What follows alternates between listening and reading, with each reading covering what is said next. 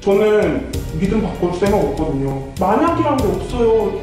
진짜인데 어떡해요, 거기가. 이런 걸 당신들이 하고 있잖아요. 3월 16일 첫 방영된 CBS 관찰 보고서. 신천지에 빠진 사람들.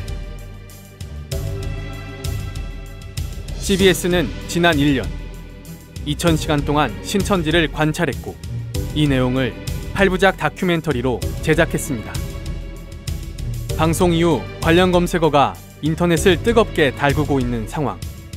그러나 과연 그들이 말하는 것이 모두 진실일까? 정말 사실만을 기록한 것일까? 숨은 의도는 무엇일까? 그 진실을 밝힙니다.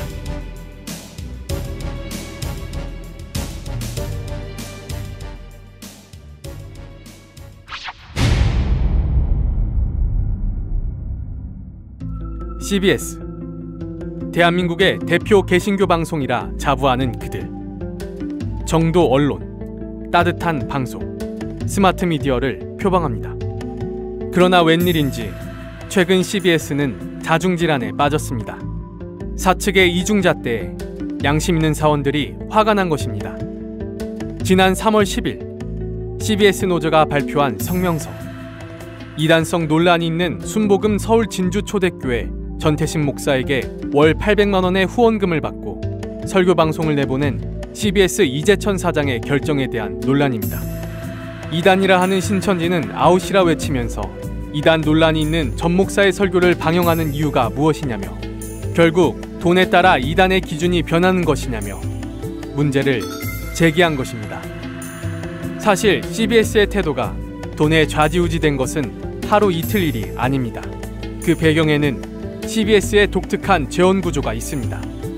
일반적인 방송사의 경우 광고 등 영업수익과 문화사업, 판권 판매를 통한 사업수익이 주된 수입원입니다. 그렇다면 CBS는 어떨까? 타 방송국과 달리 행사협찬의 15.6%, 헌금의 17.2%, 총 33%가량을 후원금과 협찬에 의존합니다. 주 후원자인 한국기독교총연합과 기성교단 측의 영향력을 피할 수 없는 재원 구조를 가지고 있는 것입니다. 이번 영상의 제작 역시 기성교단의 금전적 뒷받침이 있어서 가능했다고 CBS는 말합니다. 한국교회가 HD 전환 특집 제작으로 지원. 관찰보고서 신천지에 빠진 사람들은 한국교회의 적극적인 지원으로 제작되었다. 제작팀은 예산 마련을 위해 3개월간 서울 경기 지역 목회자들을 만나 기획 내용을 설명하고 지원을 요청했다. 다수의 목회자들이 이 기획의 필요성에 공감하였으며 힘 닿는 데까지 지원을 약속했다. 한국교회의 적극적인 지원이 없었다면 관찰보고서 신천지에 빠진 사람들 8부작의 제작은 불가능했을 것이다. 그 태생부터가 한국교회의 입장에 편중되게 제작될 수밖에 없었던 영상. 부패한 한국교회의 현실을 밝혀내고 정화해야 할 기독 언론이 오히려 그들과 결탁하고 재정 지원을 받아 신천지를 공공의 적, 희생양으로 만든 것입니다.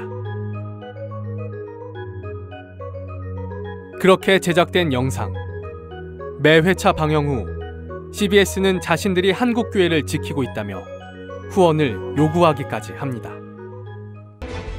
이에 CBS는 한국교회를 무너뜨리는 이단 신천지에 맞서 그들의 실체를 폭로하고 폐해를 널리 알리는 신천지 아웃 캠페인을 3년째 벌여오고 있습니다. 즉 CBS만이 꿋꿋이 이 일을 해나가고 있습니다. CBS는 앞으로도 한국교회의 소중한 신앙을 지키는 일에 최선을 다하겠습니다. CBS의 이 같은 다짐과 노력이 흔들리지 않도록 성도 여러분 많이 기도해 주시고 든든한 힘이 돼 주십시오.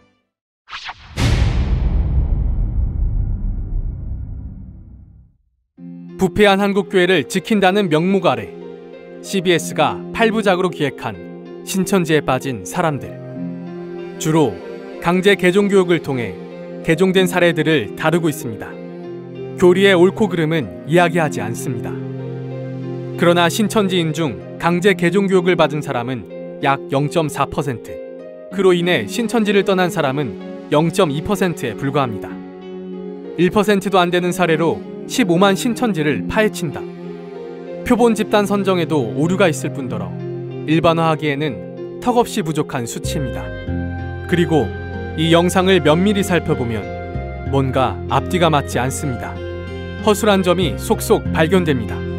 가을이 깊어가던 지난 10월 효은 씨가 부모와 함께 찾아왔습니다. 혹시 공부하고 되신 지 얼마나 됐어요? 공부도 마치 저 같은 건 교리대로 말하시고. 제 발로 찾아온 곳이지만 그녀의 태도는 처음부터 삐딱했습니다. 과연 제 발로 찾아온 것이었을까?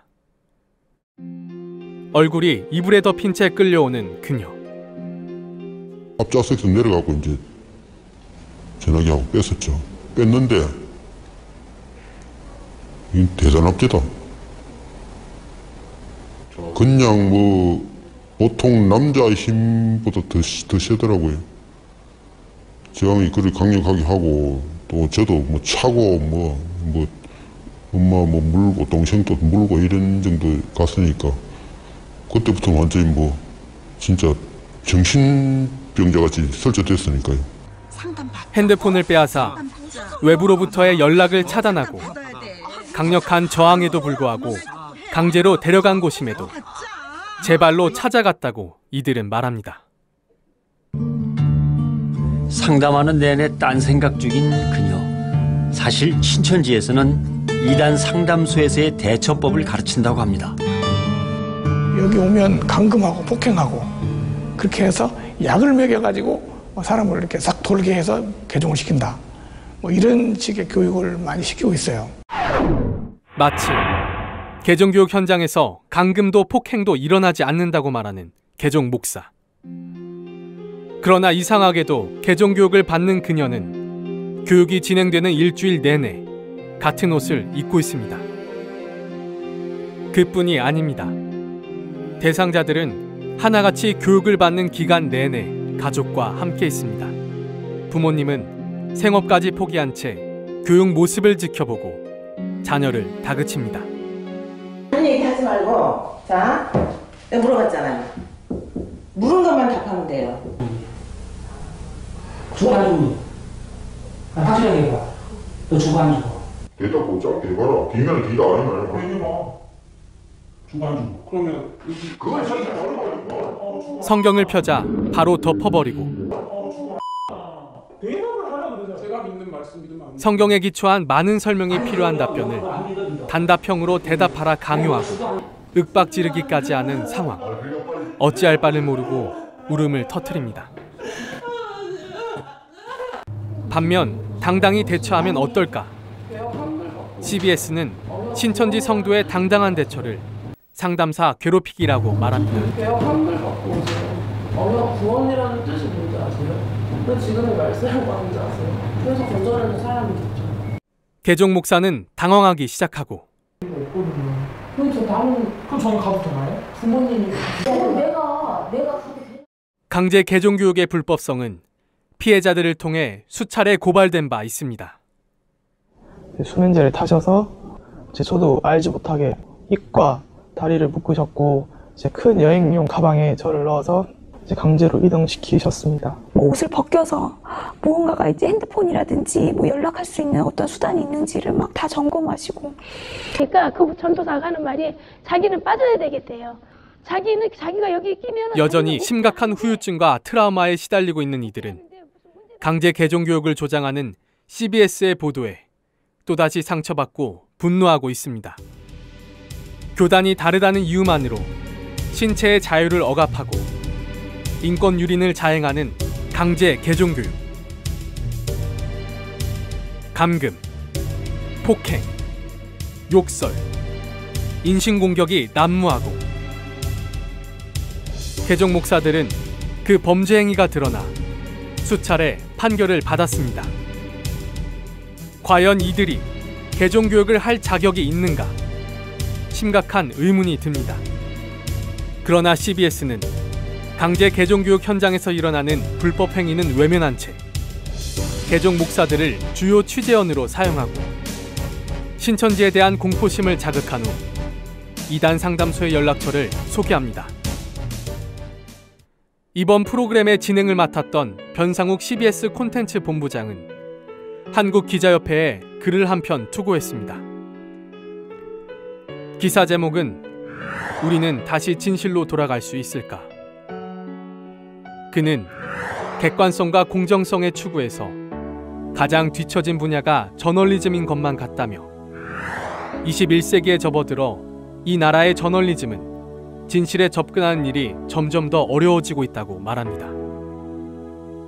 그리고 이 글이 업로드된 것은 공교롭게도 이번 CBS 다큐멘터리 방영 첫날이었던 3월 16일이었습니다. 거짓과 왜곡, 편파 보도의 늪에 빠진 CBS. 그러나 언제까지나 진실을 거짓으로 덮을 수는 없습니다. 언론으로서의 양심, 그리고 사랑과 용서를 실천하라는 기독교의 정신이 기독언론 CBS를 바른 길로 인도하길 바랍니다.